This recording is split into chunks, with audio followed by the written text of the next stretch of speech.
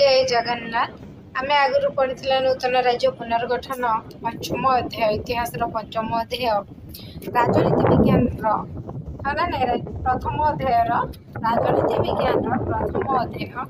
ख विभाग आज ख देखा ख तो सारी ख संविधान धारा अनुसार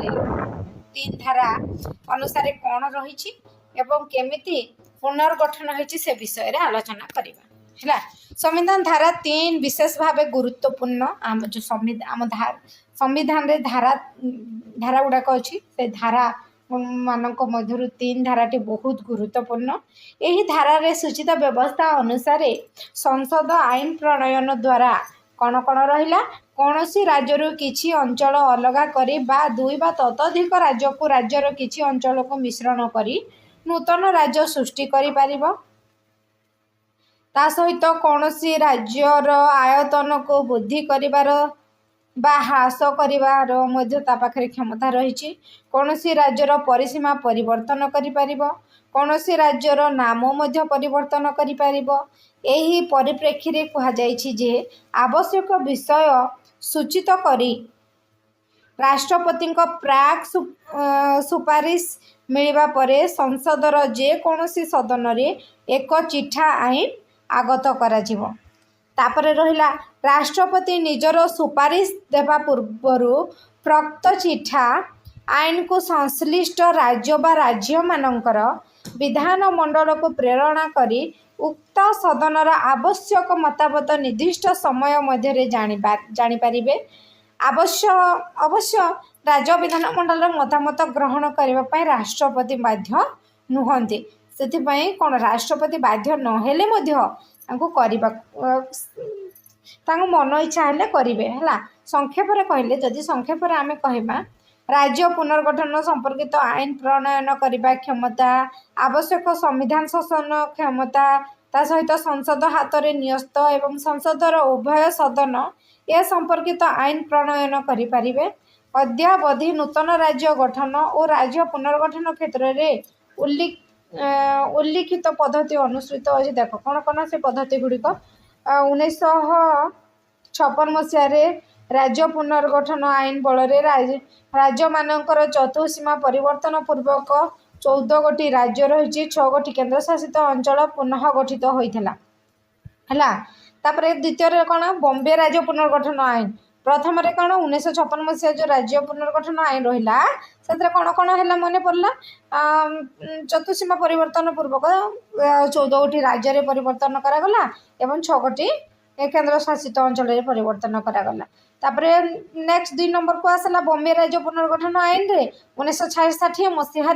बॉम्बे राज्य को विभाजित करा जाय महाराष्ट्र गुजरात राज्य गठित करागला। ता सहित नागालैंड राज्य गठन आईन 1962 1956 60 62 1956 रहिला राज्य पुनर्गठन आईन है एवं बॉम्बे राज्य पुनर्गठन आईन 1960 नागालैंड राज्य गठन आईन 1962 बल 1964 मसीहा फेब्रुआरी 1 तारिख ठारू नूतन नागालैंड राज्य गठित होइछि बुझेला। ता सहित 1956 मसीह पंजाब पुनर्गठन आईन बल पंजाब राज्य विभाजित होई नूतन राज्य नुआ राज्य कले जहाँकि हरियाणा पंजाब केन्द्र शासित अंचल छत्तीसगढ़ नवेम्बर मास 1 तारिखर जन्म नेला नूतन राज्य जेला जी कि हरियाणा पंजाब और केन्द्र शासित अंचल छत्तीसगढ़। तापर 1969 मसीह आसाम मेघालय आसाम जो मेघालय अच्छी से मेघालय पुनर्गठन आईन अनुसार आसाम राज्य माध्यम मेघालय नामक एक उपराज्य सृष्टि है जहाँ परवर्ती समय 1971 मसीह राज्य पहा को उन्नत हो पारिला एवं 19 नेक्स्ट आसला 5 नंबर 1970 मसीह कौन है 1970 मसीह हिमालयर हिमाचल प्रदेश द्वारा हिमाचल प्रदेश द्वारा प्रवेश बा हिमाचल प्रदेश राज्य गठन आईन अनुसार 1970 मसीह हिमाचल प्रदेश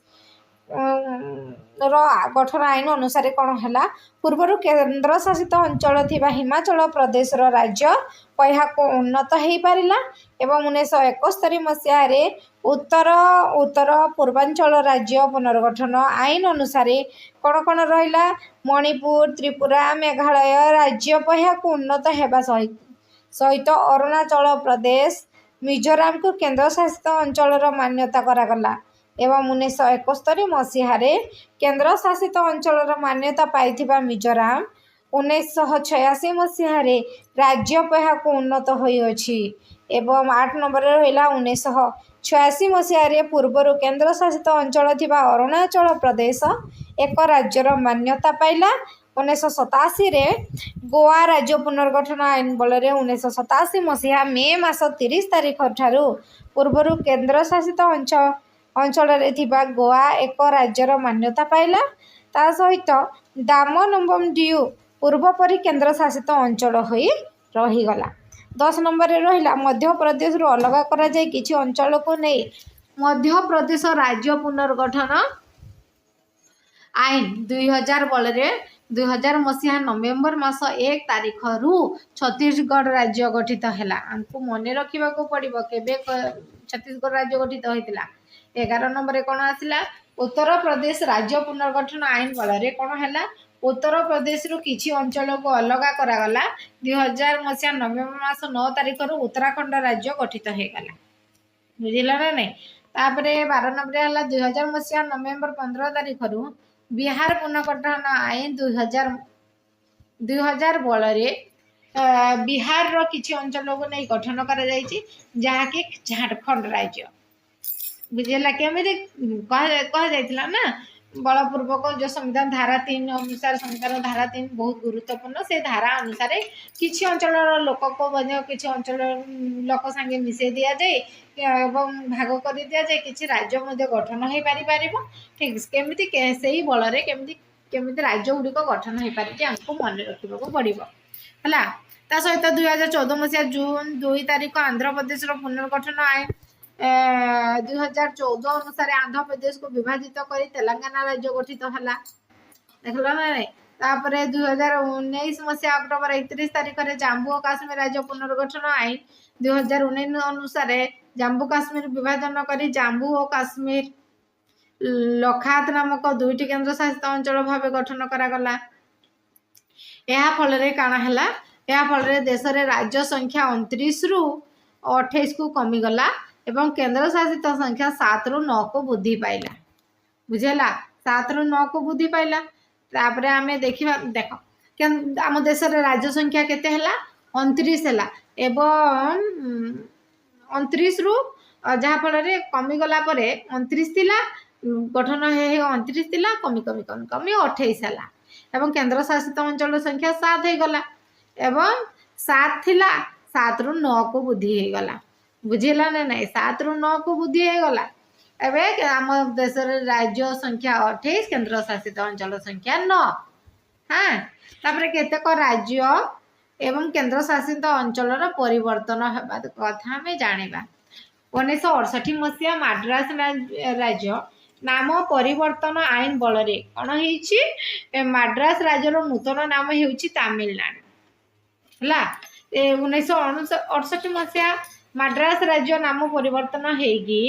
मद्रास नूतन नाम कौन रहा तमिलनाडु बोली रहा आउ ख नंबर कौन अच्छी 1937 मसीह मैसूर राज्य मैसूर बोली आम पढ़ी जा इतिहास से परिवर्तन होगी आईन बल मैसूर नाम परिवर्तन हो कर्णाटक रहीगला